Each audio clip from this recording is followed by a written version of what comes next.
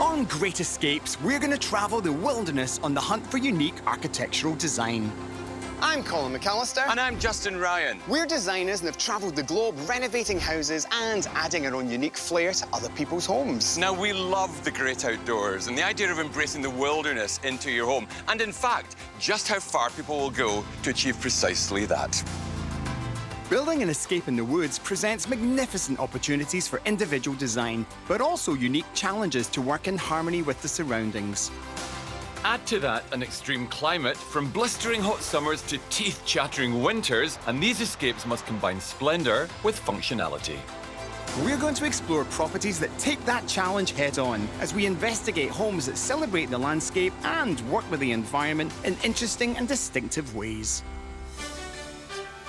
On this episode, we'll be exploring what drives some people to build a sustainable or an eco-home. Sustainable architecture minimizes the impact of buildings on the environment. And architects use different methods to make a structure environmentally friendly. We'll be meeting one couple who single-handedly built their own home using a book on 18th century building methods and materials sourced from their own property. This is the fruits of the forest house, isn't it? For sure. One woman who took on a dare to build an eco-lodge so at one with nature, it has a stream running through the middle of it. This building does feel like it's got a proper heart. And two families who decided to build the ultimate sustainable vacation home, minimizing their impact on the environment by creating two sets of living and sleeping pods under one roof. The sense of proportion here is just fantastic. When an architect talks about the best site for a dream escape, they usually mean the view.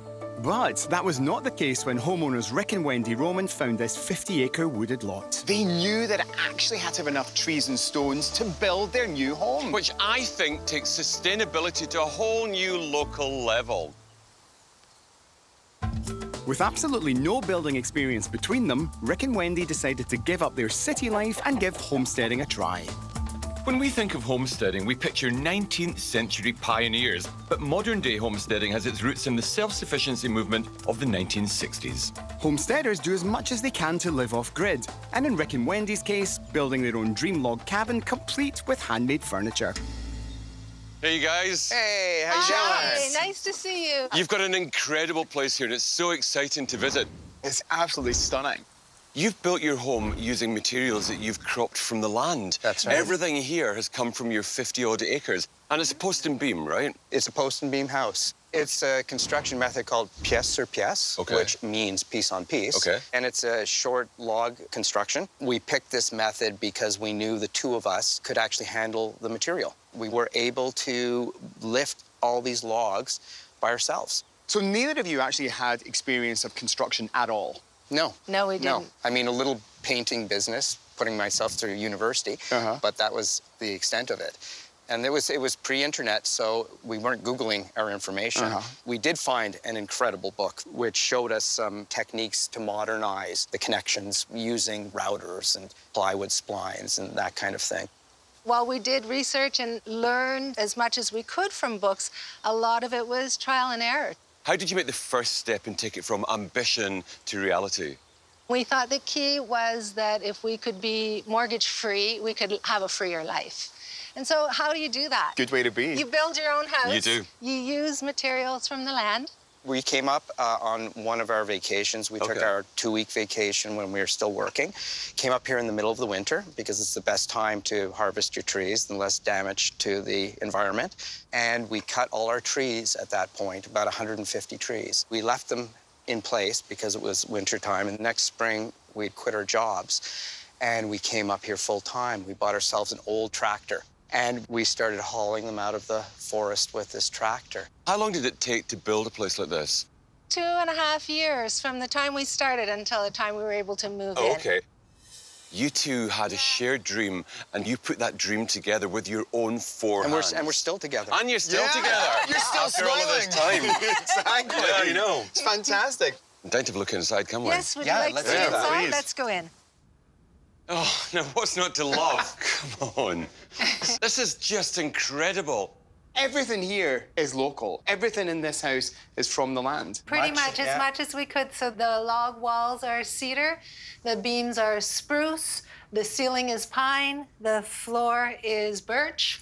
The rocks All from are the land. all local also. Yeah. Wow, this is the Yeah. fruits of the forest house, isn't it? For sure. And based on, well, like a 300-year-old kind of like build philosophy. Yeah, that's right. We've used some techniques from the Scandinavians, which is the scribed fit. So no filler in between the logs. They fit tightly and snugly. I imagine that's given you even more work than just simply flattening the logs and laying them on top of each other. Each log gets scribed fit. There's a scriber that has a pencil on the bottom and a point on the top. The process is literally tracing the exact line of the log below it.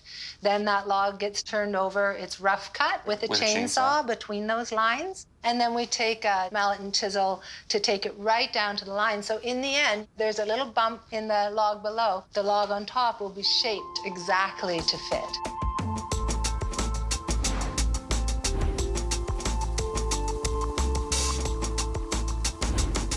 These designs were smartly adapted to the environment. They were accommodating heavy snow loads, for instance, the angles of the roofs, shed water, all these things that on the one hand seem crude, but on the other hand were extremely pragmatic. It's so exciting to look and to know that your DNA is everywhere, from the milling of the floors to the felling of the trees to making the furniture. You made all that furniture yourselves. We did, yeah. When we had finished, we had this material left over, and we thought, well, you know, let's make some stuff from it. Waste not, want not. Yeah, that's right. That's the bottom line. Clearly, you love the use of wood. I wonder, though, have you used any other materials? Actually, we have. We've got a straw bale studio outside. If you want to see it. Oh, yeah. Okay. Come on in. Yeah. So straw bales are another great building material. Straw is an agricultural waste product. It has no other purpose than animal bedding. So there's no food value to it. We're not taking anything out of the food stream. It gets baled up, and then we can use it to build the walls of houses. It's really easy to use. So this is the studio. Wow. It's got a really great sense of, I don't know, silence and tranquility in here. And this is incredible. How did you build this? What's the technique? So it is basically the same kind of structure as the log house. It's a post and beam structure that is infilled with straw bales. They're stacked up. As you can imagine, a brick house is stacked up. And then we begin to plaster it. And how do you do that? Where do you get the plaster and the finish? Well, the plaster is local clay and sand that actually we have a pond out here. We would go out and dig up the clay, put it in the trailer, and then we would mix the sand and the clay together and literally put it on the walls by hand. You know, it's insane that this land has provided so much for you. It's like a home harvest. It's like you've harvested everything from the land here, even the clay from the pond, to create your home and now your workplace. There's a real increased drive across the world to protect the environment, and we're all on board with that. But it seems that you've gone the next step to shop local, because everything that you've used to build your magnificent home, you've harvested from around the land. Our philosophy is we're extracting our materials locally, so the embodied energy is very low. It's very sustainable. We cut our trees 29 years ago. When you go into that forest now, the trees that are adjacent to those trees have gotten to the size that you could use them for a log house again. So minimal impact in the environment, I suppose, is the nutshell of what you guys are chasing. Definitely. The idea of organic has just gone out the window, because this is the most organic property I've ever encountered, almost like it just sprouted out of the ground right here. This is a building that so beautifully references an old style of home construction, but it takes all of that and it manicures it and it makes it perfect for this modern day and age.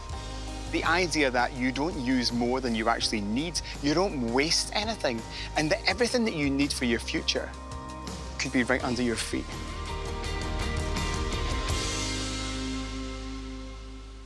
For some people, the idea of building a 5-star holiday getaway and combining it with eco-sensibilities would be perceived as an impossible task. Word has it that our next property was built after the owner was told that it couldn't be done. So undeterred, she rose to the challenge to build the most incredible eco-lodge that you can ever imagine. Let's take a look at the result. And here it is, built on 700 feet of shoreline in the midst of a cedar forest. E-Terra is the passion project of owner Laurie Adams. Working alongside an architectural firm known for its eco-conscious buildings, Laurie paid meticulous attention to each detail to ensure every aspect of E-Terra is sustainable. There are 6 two-level guest rooms, each with its own ensuite. Laurie's goal is to reconnect her guests with their natural surroundings. Oh, Laurie, this truly is an oasis. It is. It's nature at its best. You're incredibly lucky to live somewhere like this. The sound of the leaves, the sound of the water, it's stunning. If you like water features, follow me. Oh, there's an offer. It's quite the place, Laurie. Well, the whole place was designed around this water feature. So we could blast it out of here, or I just said, move the building 6 feet. You didn't kind of change No. the location of the rock. You built the house We on top of built that. around it. Everything is focused around this rock. I just redid the water lines so that they were naturally flowing. And then this also acts as my humidifier because I have so much wood in the building.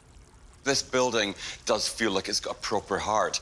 I love the fact that you've really thought about eco-sensibilities. Tell us more about some of the things that have been conspired to create this wonderful home. One of the things was how small could we make the actual physical footprint on the ground? So in order to do that, you do have to go Of out. course. You have to go Cubic out. volume Yep. becomes your best friend when Yep. proportions are limited in terms of foot space. I wanted to do a wood building because my father was a logger, a lot of friends that I associated with, and the wood industry gets a lot of bad rap.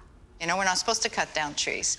We're not supposed to cut down old growth trees. But nothing really grows in the shadow of an old growth. So if you want new growth, you have to cut them down. So this post is actually holding 3 ton. They wanted to put a steel post in here, and I said, is there nothing in wood? So we contacted a barn building engineer, and he said, you need old growth because it's structural. So this comes from a train bridge that was being removed, I think 1850, they felt it was cut down. It's almost like a big artery that holds all of the rest Yes. of this majesty together. Essentially, the architectural strategy is very, very simple. The roof inclines or opens up towards a space that requires greater volume. And I imagine that simple, singular strategy of seesawing these roofs creates a variety of experiences while having a unifying consistency about the interior. How about temperature balancing, keeping the climate right at all times? How do you do that? We have air intake that pulls from the forest, and it comes through at 55, 56 degrees, so that's my air conditioning. It's all natural. It's incredible. Should we take a look at some more? Okay, let's go. Making nature part of the build environment is not a new idea. The iconic falling water home built by Frank Lloyd Wright in the early 1930s was built over a waterfall. His goal was to create an organic structure in harmony with the surrounding landscape. The water of the river underneath was used to cool and humidify the house. So now I'm going to show you one of the suites that we have. Wow. Wow, double height. And again, great volume in here. There is, and part of it was to have like the treehouse feel so that you could go upstairs to where you sleep. And then downstairs you have your little living area, you have your bath. Some more stone down in the floor again, timber floors. How about the wall coverings? What's there? Plant matter, Okay. cellulose, because I wanted a wall that breathes. Most of the wallpapers that we use today don't do that. They're vinyls. Sure. So in this case, it's breathing and moving, just like the wood is breathing and moving. When I say that, it has to do with humidity, temperature control, all of that. Okay. We were doing LED lighting, but I don't do LED lighting by any of the beds. There, I've gone back to actually incandescent lighting because it affects your eyes. So then health becomes involved. It's brilliant to hear that you're really thinking so carefully about every level of indulgence here. Do you think good design and good architecture can actually improve people's health? Absolutely. And I say that with passion from my heart. When guests come here, I mean, are they surprised? You know, because your take on the whole eco-living might be different to what they perceive. It is. They come actually expecting almost like camping. Yes. And what I wanted to do was to find out whether or not luxury was equally as environmental and ethical. What you've done is illustrate that you can have those luxuries and that you can have an environmental eye and an awareness for the planet and still have a great place to live in that looks good and feels functional. This is a really comfortable, comfortable space. It must be great when you're in here and you actually hear your guests congregating and sharing their experience of being in your home. It is, and I've made it so that it is very comfortable, very soft, so lots of conversation happens. So I have one last water feature that I want to show you. Okay. Ready? Let's go. Oh, come on, you have to have a pool, don't you? Especially in this beautiful environment. Well, I do, but it came about in a very strange way. Building code requires a fire reservoir. Oh, okay. And what is a fire reservoir? Should at any point in time the building start on fire, they are able to have access to fresh water. Right, okay. There's 80,000 liters of fresh water here to help put that fire out. It's filled daily with fresh water. We designed this with infinity edges so the water is constantly moving. That's so clever. So basically you've said, find a fault, make a feature. The house is safer and the guests are happier. Yep.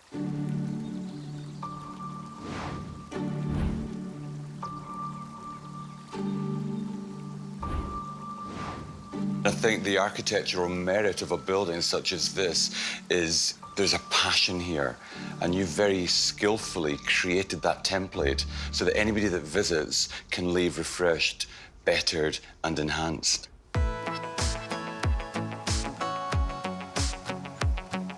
actually don't feel like I visited a property today. I feel like I stepped through a portal into another dimension where you could actually live harmoniously with nature. We all want to have a low impact on the environment, and she's taken that to the next level. She's built around herself this incredible framework that is so respectful of the planet. If you can have luxury without sacrificing the planet, I'm all in.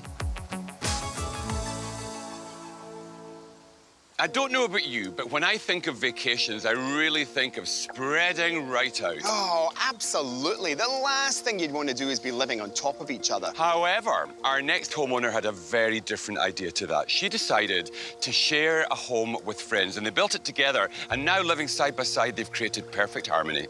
Sounds very cozy. Shall we take a look? It's one of the simpler ways to minimize your carbon footprint. Architects Milana Jansen and John McMinn worked on several projects with Graham and Karina before they became friends and started vacationing together. When Graham was offered a piece of land for sale, the idea of the shared home was born. Hey, guys. Hey! I'll tell you, the sense of proportion here is just fantastic. There's a huge deck, there's a huge roof, and there are two houses here. It's like the coolest communal space I've ever seen. I'd love to get a little bit of background, if we can, about the history of this building. We actually bought the property with another couple, and we wanted to create a place that we all had our own individual private spaces, but we wanted to share resources, electricity, water, and things like that. Originally, we wanted to do a lot of little buildings kind of dotted along a boardwalk. But the property was zoned for one house. And so we went and talked to the planner at the municipality and said, you know, we have two of us, we want to have two cabins. And he said, well, I think if there's a conjoined basement, it would be fine. And so basically through that, we were allowed to have one conjoined basement, and then we have the separate cabins. And so it works out really well. In the end, two families, one roof, driven by the zoning bylaw, took us to this design. We've sort of done the entrances on opposite sides so that we have a degree of privacy, and yet there's a whole set of connected spaces. The idea was really to have matching cabins with bunkies beside them and to have lots of exterior space that we could enjoy as well. So what are we looking at here in terms of inside and outside space? The deck and the roof are 40 feet by 80 feet, roughly, and so it's about 3,200 square feet. But the internal spaces of the two cabins are about 450 square feet on the floor, and then with a partial second floor, it's about 600 square feet of interior space. I mean, it's undoubtedly a massive structure, and the post and beam nature of its build style means that you can hang those swings and have all manner of things dangling down all over the place. When you're building a roof like that, you want to make good use of it. Having the lights, hanging the swings, for sure, it's a great armature. Well, it's great to have a lovely sense of what's happening outdoors, but I'd love to get inside. Can we have a peek? Okay, let's go have a look. Let's go have a look. Wow. You know, this really does continue the conversation that you have outside, doesn't it? The idea of this incredible ceiling height. We wanted to have a real sense of space on the inside. We needed a bedroom at the front, and we needed a bathroom and bedroom at the back, so we thought, okay, we will cut the hole out in the middle and have the full height space. Because we were trying to make such a small space work, things like the kitchen cabinets filling the entire back of the cabin, the stair kind of hidden behind the wall there, You know, all of those things, they had to be worked out very, very carefully to get it to work just right. What are your environmental sustainability issues? What are the things that you wanted to consider when you put this project together? As we were designing, we were looking at how everything could be very sustainable. And so local materials was one thing. We have solar panels on the roof. The big roof is not only a big shade canopy thing, but it's also for collecting rainwater. So we have cisterns out the back. We found some billiard tables that we repurposed for countertops. We used bamboo for the cabinets. And how about the cloth that I can see that's part of that banister? Yeah, the railings are actually marine canvas that were repurposed from a factory that was closing in the city. The floors are earthen floors. It is made of clay, sand, and there's a little bit of straw mixed into it.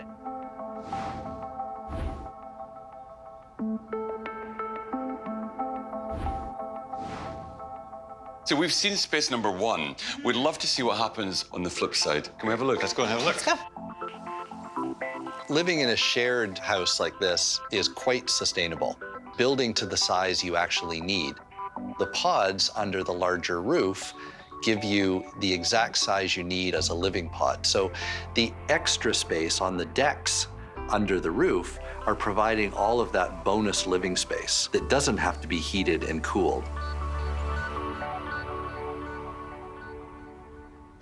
It's so interesting to see someone else's interpretation of exactly the same space. How did that actually happen? You know, two couples get together and say, okay, you know what, let's live under one roof. We really did a lot of talking about what's private here, what's public, where are we going to be sharing, what will it look like to have a meal together outside. All of that was kind of calibrated to make sure that we weren't invading each other's space. Yeah, because it's all in the design, isn't it? Yeah. They are kind of blinkered, but it's not like you fully turned your back on them. So it's not rude, but it is private. Yeah. The bunky's really cute as well on both sides. It's lovely to have that little separate pod just kind of positioned there. Yeah. We were able to add a bridge with our pod too, and we really make use of the upstairs. Sometimes we have a tent up there. It's really beautiful to sleep up there. The idea was if you have guests, you know, to be able to have separation so that they can go in there at night and be separate, and then they can come and, you know, join in during the day. And so it was all about trying to plan how to live together in various ways with both the partners, but also with guests that come and have the degree of separation necessary. Sharing a home, I imagine, could work really well or could be a really tricky operation, but you've got separate kitchens, separate bathrooms. So although you're combining under one roof, you're not over each other at every turn. So to me, this is a really clever way to lead two lives under one roof. It's almost like a community condo. You know, people live in condominiums, you share a roof, and it's exactly what you're doing here, isn't it? You know, the greatest architects really push the envelope to redefine what housing is. Previously, you would think it's four walls and a roof, but in terms of planning, it can be a roof, the floor, and anything you want to put between those. They've fused two separate family lives under one roof, but they've merged and blurred the boundaries in such a way that it works really well. Using an eco-conscious palette has really created a very unique home here that sits harmoniously in this space. The reclaimed timber, the locally sourced stone, the earthen floor all add up to a feel-good factor that's not about ruining the planet, but just creating an incredible home.